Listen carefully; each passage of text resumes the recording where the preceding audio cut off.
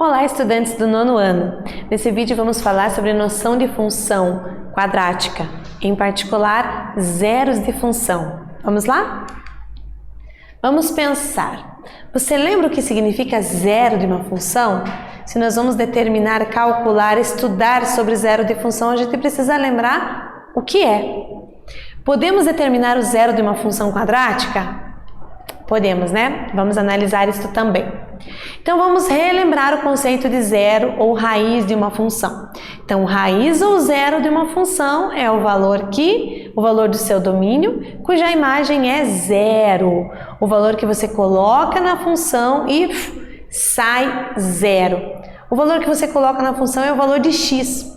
Então, o valor de x que vai anular a minha função, ó. X é o zero ou raiz da função y, se o y der zero. Então, se o resultado for zero, esse x que foi colocado lá na função é chamado de raiz ou zero.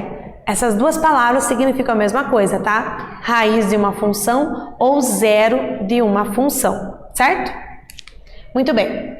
Vimos que o zero de uma função afim, tá? Estamos falando de uma função afim agora. É o ponto de interseção do seu gráfico com o eixo das abscissas.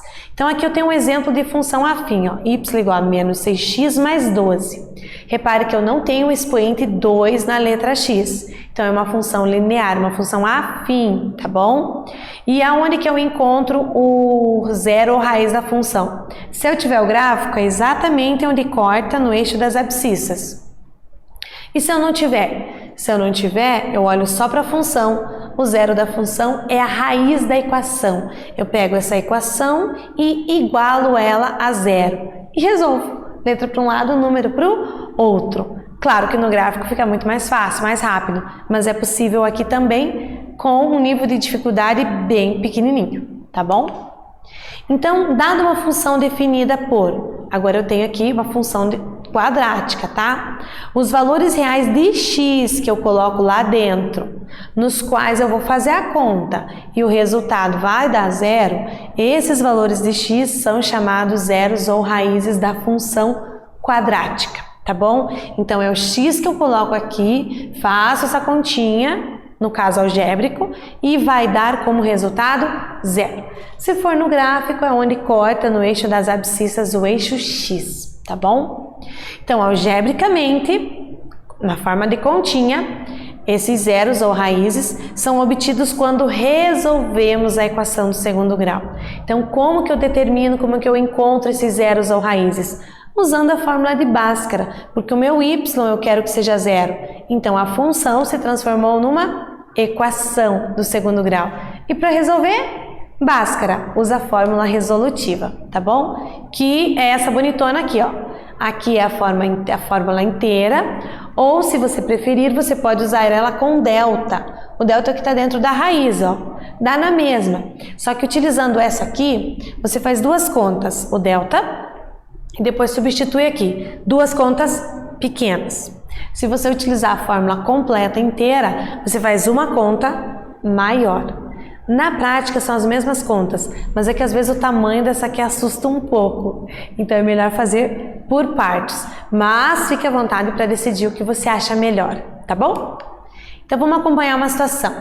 Como determinar os zeros de uma função quadrática? Então vimos que utilizamos a fórmula resolutiva, a fórmula de Bhaskara. Então vamos acompanhar uma situação. Se eu tenho essa função, equação ela é igual a zero, te retiro quem é a, b e c e aplico em Bhaskara para determinar os zeros ou raízes. Então, primeiro eu calculo o delta, né? Eu gosto de fazer separado, então o a é 1, b é menos 1, c é menos 12. O delta deu 49 nesse caso.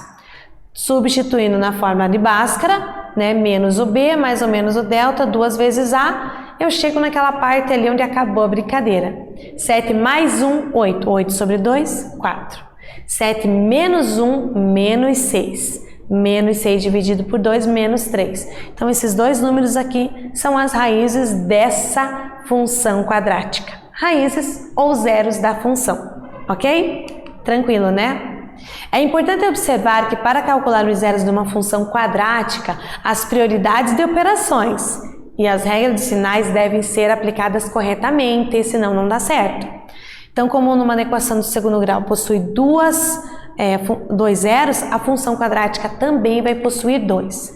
Então, acompanhe a situação aqui, ó, lançamento de um projétil seguindo essa função quadrática. E eu quero determinar o alcance. Eu joguei, aonde que caiu? Então, o que eu estou buscando? Os zeros da função, porque é onde corta no eixo x. Se eu estou buscando zero, resolvo a equação. Por ser incompleta, simplesmente eu coloco o x em evidência. Tenho dois valores, x igual a 0 e x igual a 40. X igual a 0 eu já sabia, dá pra ver no gráfico, né? Mas o 40 eu descobri. Então, nesse caso, o alcance foi de 40 metros. Uma aplicação bem prática dessa situação de zeros de função quadrática. Nesse vídeo falamos sobre função quadrática, a noção de zeros de função. Espero que vocês tenham gostado e até breve.